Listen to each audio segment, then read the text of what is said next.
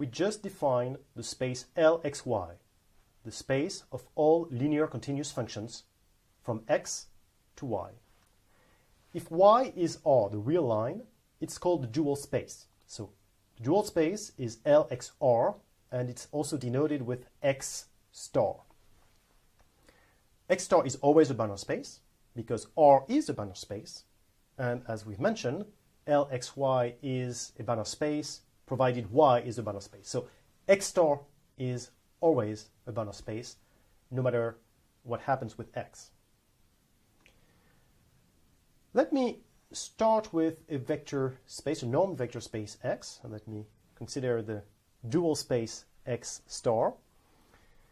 Remember that x star will contain all linear continuous functions from x to r. So an element of x star is a linear continuous function from x to r.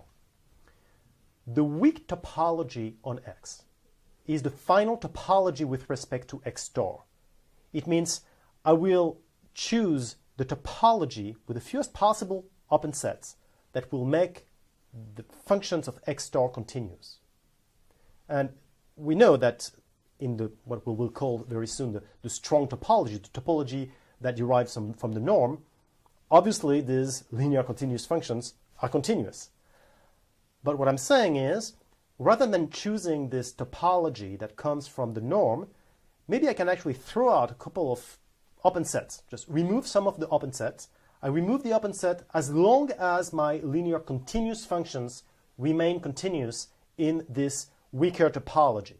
Okay? And this topology will be denoted sigma x x star. Because the weak topology has fewer open sets compared to the topology derived from the norm, it will be easier for the sequences to converge. As a matter of fact, let's choose xn, a sequence of elements of x. Remember week 1.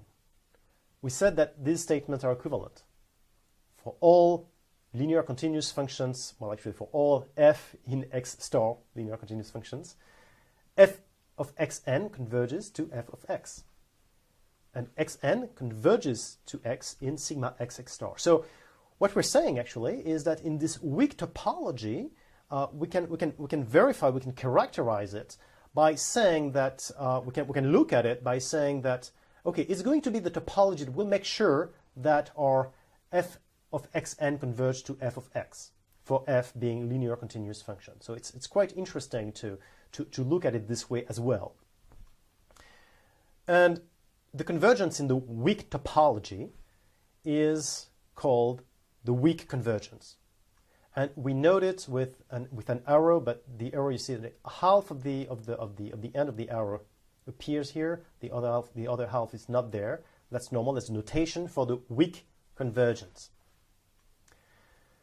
The convergence in the initial topology, the one that derives from the norm, is called the strong convergence.